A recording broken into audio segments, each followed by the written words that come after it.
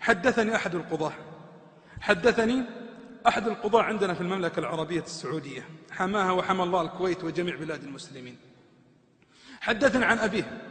ألقيت محاضرة في أحد المخيمات عن حسن الخاتمة وسوء الخاتمة، وذكرت كثيرا من القصص، فكنت أراه حاضرا وأنا أعرفه. فلما فرغنا قام وسلم وقال: يا أبا فلان، لم تذكر قصة والدي، ألم تبلغك قصة والدي؟ فقلت: لا والله. فأخبرني بتلك القصة العجيبة.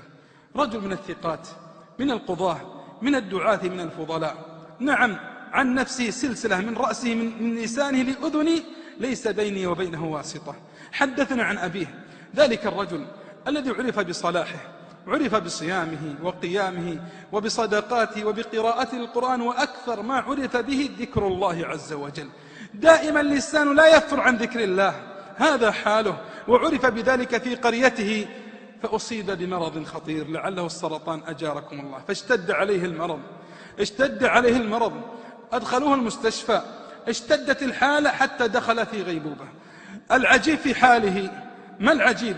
يحدثني ذلك الشيخ الفاضل القاضي يقول: إن أبانا دخل في الغيبوبة من هنا، ثم أخذ يتحدث لسانه من ها هنا، يتحدث وهو في غيبوبة، يتحدث حديثا عجيبا. إن أبانا يتحدث فيصف الجنة،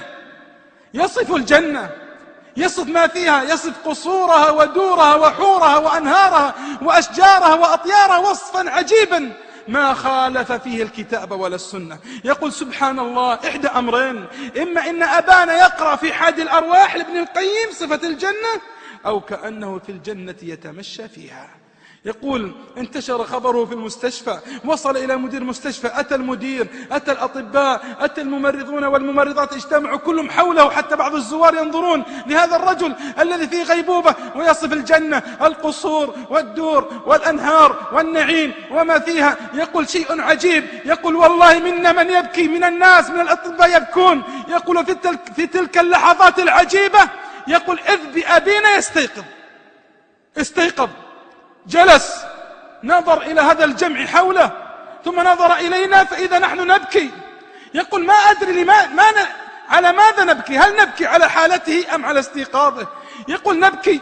فنظر إلينا وقد احتضناه، نقبل رأسه، نقبل يده. يقول: تبكون؟ لماذا تبكون؟ تبكون على رجل من أهل الجنة.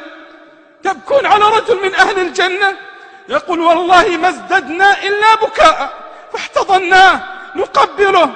يقول: فرفع رأسه إلى السماء، شخص بصره في السماء وقال: نور، وجوه عليها نور، والله إني من أهل الجنة، أشهد أن لا إله إلا الله وأن محمد رسول الله. ثم فاضت روحه. ما أجملها تلك الخاتمة.